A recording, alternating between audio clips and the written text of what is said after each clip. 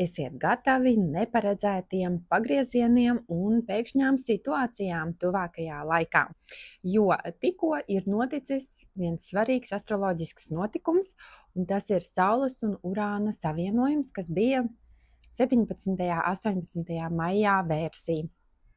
Tas ienesīs mums kaut ko negaidītu tuvākajā laikā. Var atnākt kāda spoža ideja vai atklāsme vai rasties revolucionāra vēlme mainīt savu dzīvi. Kādam šis periods varētu atnest izaicinājumus, bet kādam savukārt neticamas iespējas. Ja tu esi kaut kādā sfērā konservatīvs, pieķeries lietām, idejai, noteikumiem, neielaid savā dzīvē jauno labprātīgi, tad Urāns atnesīs kādu notikumu, kas piespiedīs mainīt kaut ko, bet kas ilgtermiņā izrādīsies, protams, labvēlīgi tavai attīstībai.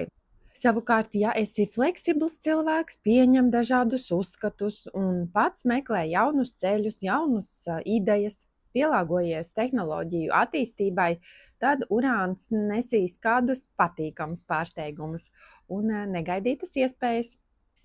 Pirmais šāda veida Urāna un Saules savienojums bija 2019. gada 22. aprīlī. Var pamēģināt atcerēties, vai ap to laiku notika kaut kas nozīmīgs tavā dzīvē. Un ko šis notikums tev lika saprast, kā tu mainījies pēc tam. Varu pastāstīt, ka man tajā laikā aprīļa beigās tieši no konta nozaga gandrīz visu naudu, un es paliku bez līdzekļiem. Tas bija ļoti smagi, bet toties es iemācījos nepieķerties tik ļoti kaut kādai konkrētai summai kontā, lai man vienmēr būtu. Un viegli palaist naudu un piedot, un saprast, ka arī bez lielas naudas ir iespējama dzīve. Un šoreiz 17. maijā manā dzīvoklī izsita korķis, un mēs palikām bez elektrības kādu laiciņu. Tas nozīmē, ka notika kaut kādu vecu enerģiju izlāde. Un ja jums tuvākajās nedēļās, dienās plīst trauki, drēbes, spoguļi, ir īssavienojumi, kaut kādi čakari ar elektroniku, tehniku, tad ziniet, ka jūsu vecā versija ir gatava aiziet un notiek enerģija nomaiņa, un ir jāļauj vecajam aiziet un jaunajam ienākt. Dzīvē ir pienācis laiks reformām, kad stabilitāte zūd un pārmaiņas liek mums pieņemt drosmīgus lēmumus un izveidot jaunu, uzlabotu savas dzīves un sevis versiju. Un ko var darīt, lai mazinātu spriedzi un izmantot izmaiņas savā labā? Tagad svarīgākais uzdevums ir saprast, kurā sfērā tev ir jāievieš pārmaiņas. Kas jāmodernizē? Varbūt ir jāpārvieto mēbeles mājās, varbūt jāatjauno garderobe, varbūt jāmaina frizūra, jāpamēģina jauna kafejnīca, jauns maršruts. Tas ir runājot par tādām mazām ikdienas lietām. Un tālāk, tā globālāk runājot, ir labi veikt pašanalīzi un saprast, kādas pārliecības tevi notur tur, kur tu esi.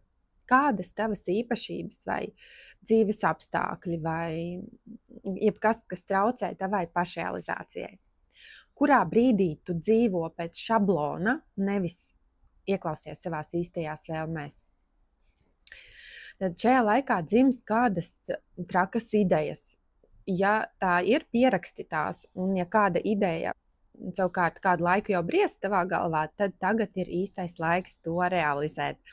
Tagad ir zaļā gaisma startupiem un investīciju piesaistēji, it īpaši pēc 26. māja. Jaunas iepazīšanās tuvākā laikā var būt liktenīgas, tāpēc esi redzams. Nesēdi mājās, satiec jaunus cilvēkus, aizsūtīji CV, updeito sociālos profilus. Un pēdējais, apgūsti kaut ko jaunu mūsdienu tehnoloģiju sfērā. Paeksperimentē ar mākslīgo intelektu, elektroniskajiem makiem, kriptovalūtu, uztaisīji e-parakstu, jo tā tu harmonizēsi Urāna ietekmi uz savu dzīvi Parādīsi, kā esi atvērts jaunajam labprātīgi, nevis piespiedu kārtā. Tātad kopsavilkums. Tuvākajā laikā, tās var būt dienas, tie var būt mēneši, notiks kādi nozīmīgi pavērsieni. Jauna doma, iekšēja nepieciešamība pēc pārmaiņām, var saņemt kaut kādu negaidītu informāciju vai piedāvājumu, var notikt kaut kāda svarīga iepazīšanās. Galvenais - atbrīvo telpu visam jaunajam, gan fiziski izmetot visu lieko, gan arī emocionāli. Un visas pārmaiņas nāks tikai par labu.